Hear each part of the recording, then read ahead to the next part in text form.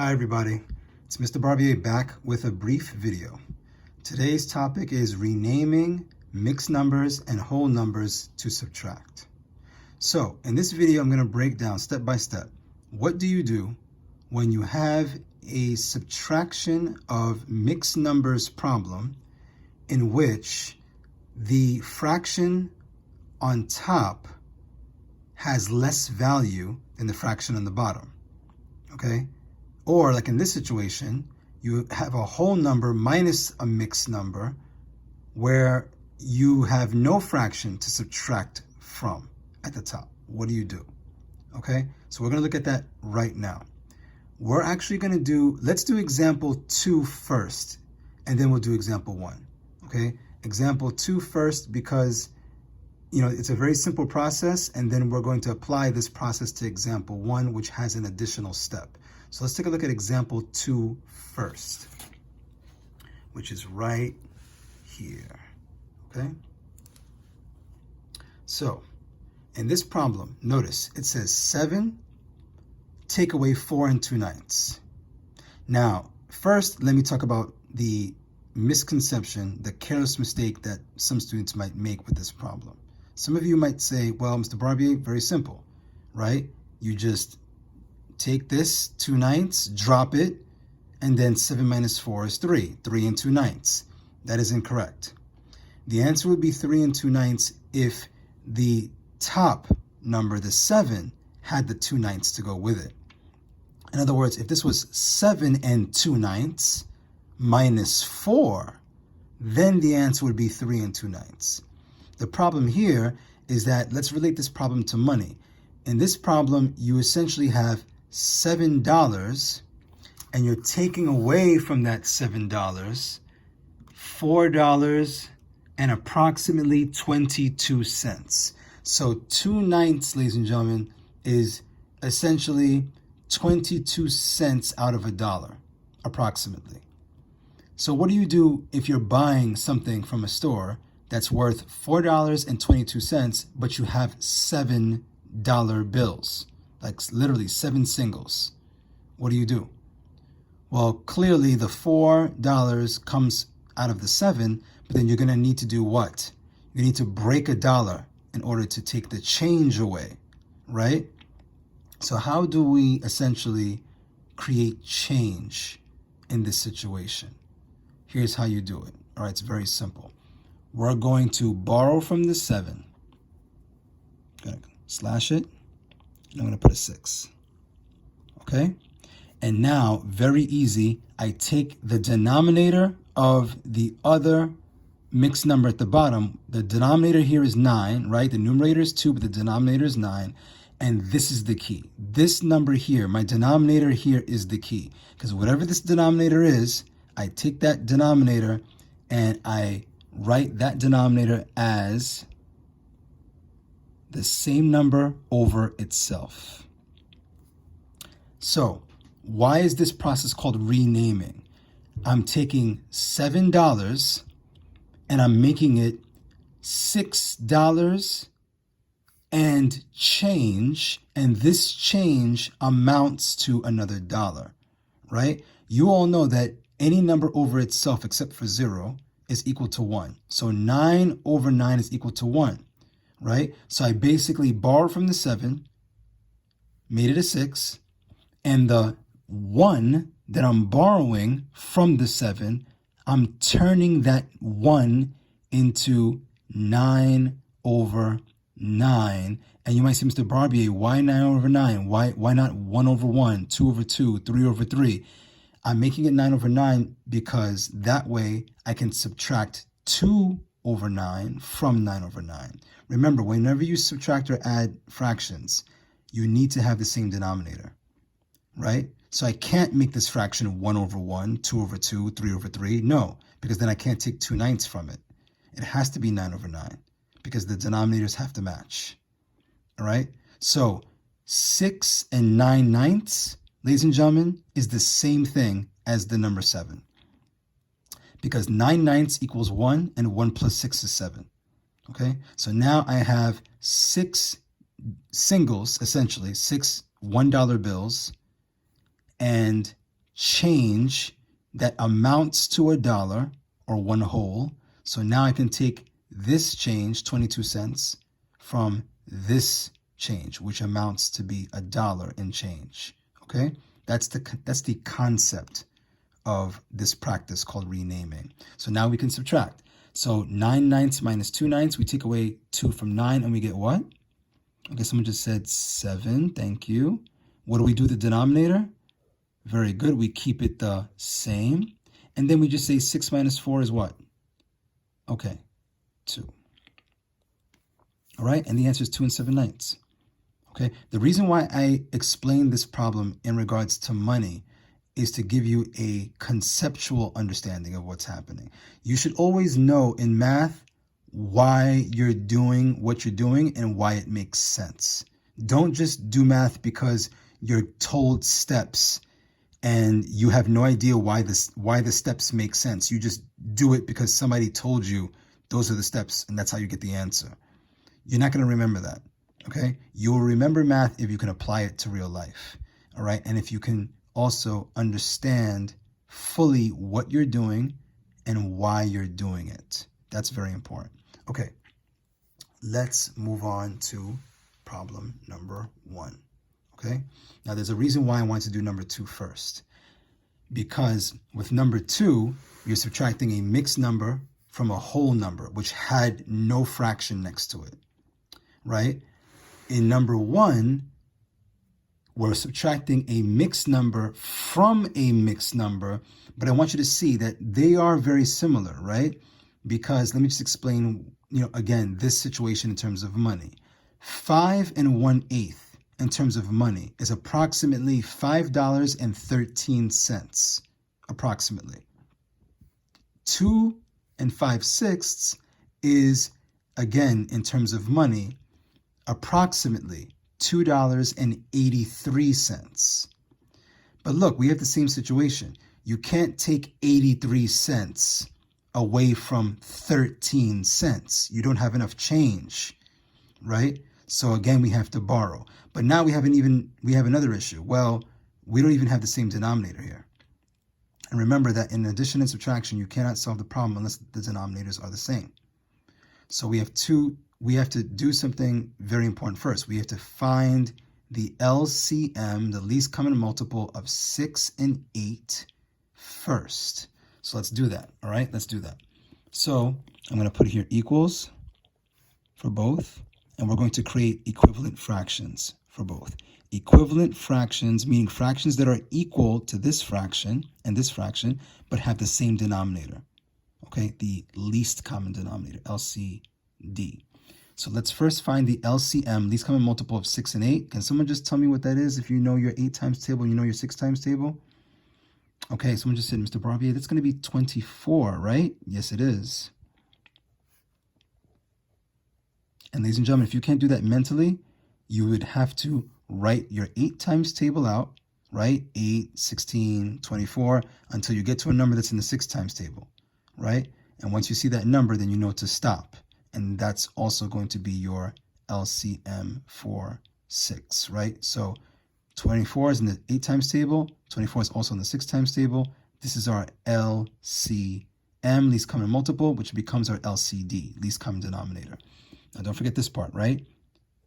8 times what gives us 24? Someone just said 3. Very good. So you multiply what you do to the bottom, you must do to the top, right? So 1 times 3 gives us 3. What about here? Okay, good. Someone just said, well, Mr. Barbier, 6 times 4 is 24. Right.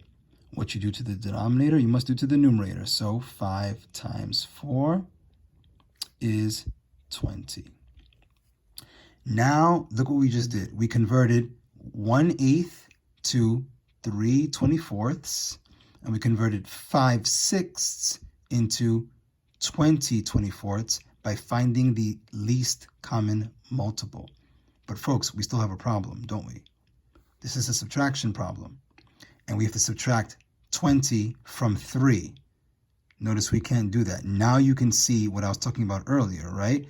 You have more change here, more cents here than you have up here, right? That's the problem. You can't take away 20 24ths from 3 24ths, right? Because 20 24ths is more value than 3 24ths. So what do? We borrow from the whole number 5. So we're going to borrow from the 5. We're going to make it a 4. Okay? And now you might say, well, Mr. Barbier, what do we do with the 1 whole that we're borrowing? Last time we took the 1 whole and we made it equal to 9 over 9. Why did we do that? Because the other fraction at the bottom had a denominator of 9. So this time we're borrowing 1 whole from 5. We're making it a 4. And we're going to make that 1 whole into what? Let's remember it has to be the same number over itself. Okay, someone just said, Mr. Barbier, well, the denominator here is 24. So do we make it 24 over 24? Yes, we do. But there's one more important difference. Here, we made the 1 whole 9 over 9, and we just put the 9 over 9 here because there was an empty space there. There was no fraction there. Here, we do have a fraction already here, 3 24ths. So we don't just replace 3 24ths with 24 over 24. No, what we're going to do is we're going to add 24 over 24 to the 3 over 24. Okay? And then we get what? Okay, someone just said, well, Mr. Barbier, you do what you always do. You add the numerators and keep the denominator the same. That's correct. So 3 plus 24 is, okay, very good. That's 27. And we keep the denominator 24. Okay? So folks, just so that you understand what we just did, first we took 5 1/8 and we found the LCM of 8 and 6, and we converted 1/8 into an equivalent fraction to 1/8, which is 3 24ths. Then we did the same thing for the bottom. We said, well, the least common denominator is 24, so we multiply the bottom by 4, the top by 4, we get 20 24ths, but we couldn't take away 20 from 3. So that's when we said, okay, let's borrow from the 5, make the 5 a 4, take the 1 whole that we borrowed, and we take this denominator here, and we just write it over itself, and now we add 1 whole, in this case, which is 24 over 24, to 3 over 24.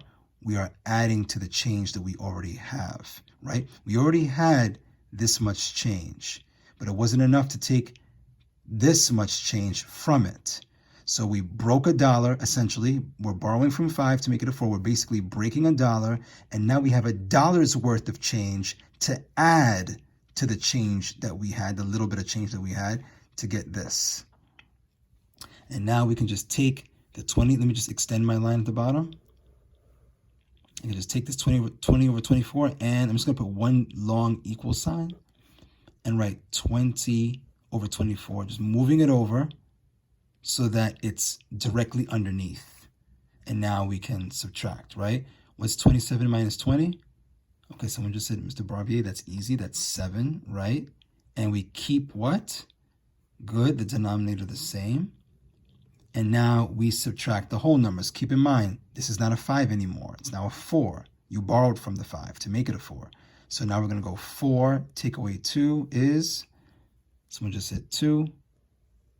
And the answer is 2 7/24. Make sure, of course, that you cannot reduce the fraction part. And we can't. So this is the final answer.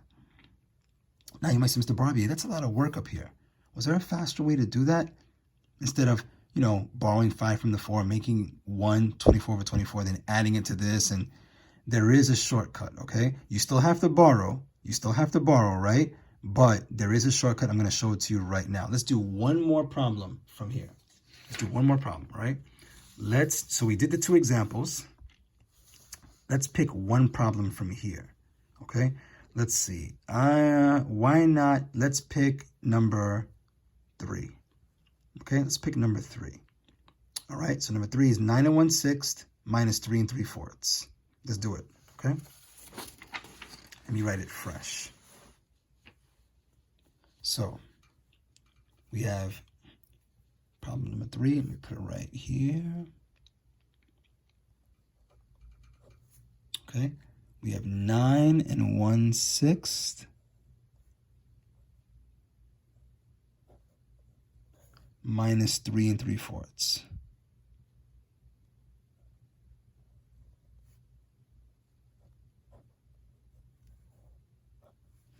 Now, if you know how to start this problem, what do I always say? Pause the video and go for it.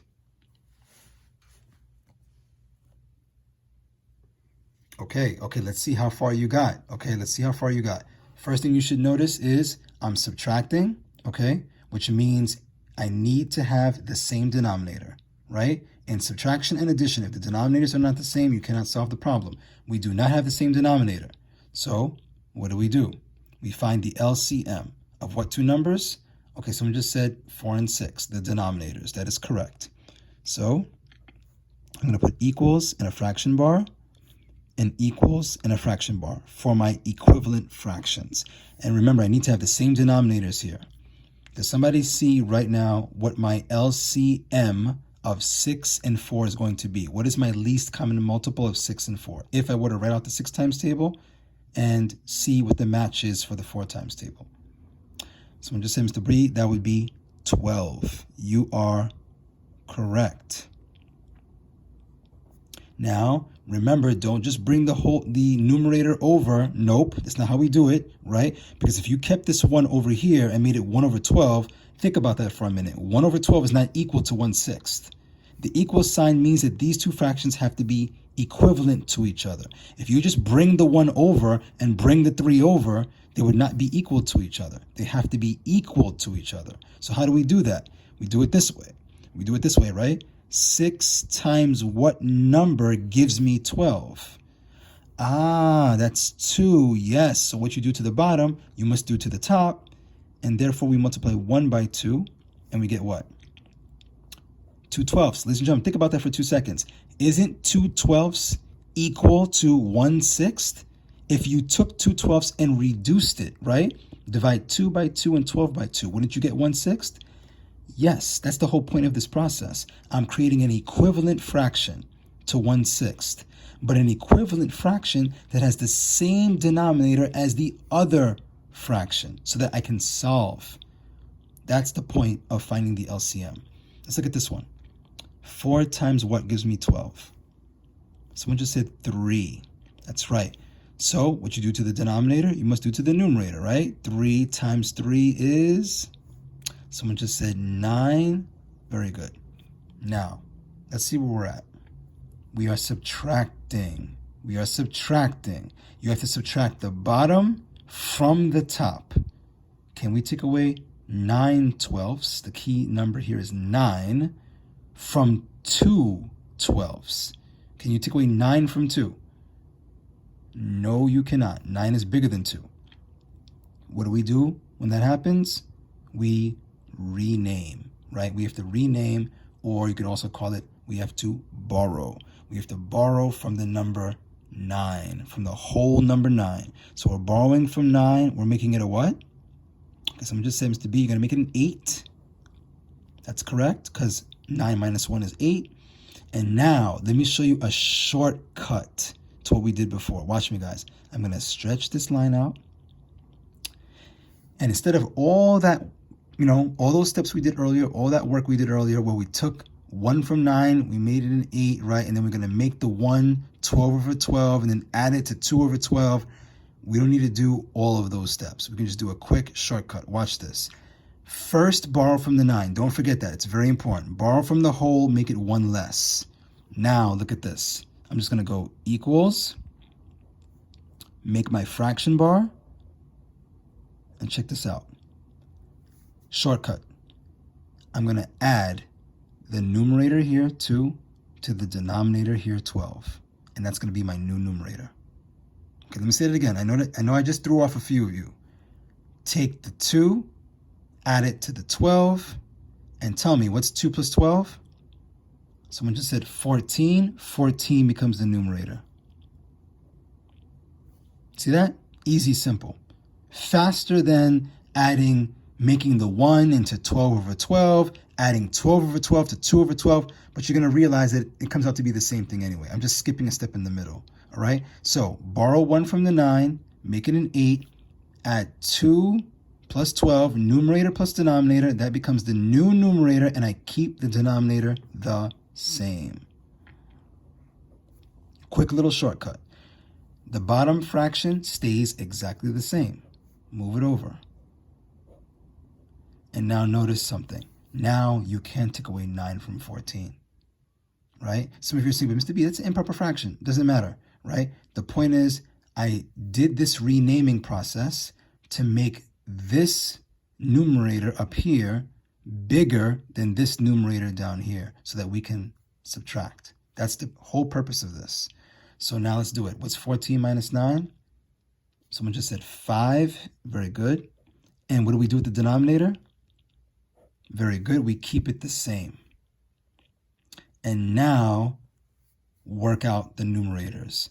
Always, always, always work out the fractions first and keep the whole numbers for last. Make that a habit, guys. Make that a habit, all right? Because if you work out the whole numbers first and you have to borrow, now your answer is wrong, right? If I did the 9 minus 3 from the beginning and got 6, or all of a sudden, automatically, my answer is wrong. Because the 9 is not supposed to be a 9, it's supposed to be an 8, because I had to borrow in this situation. Will you always have to borrow? No. But still, good practice is to work out the fractions first, work out the whole numbers second. 8 minus 3 is 5. So the final answer is 5 and 5/12. All right, ladies and gentlemen, there it is. So a quick little demonstration on how to rename mixed numbers and whole numbers to subtract.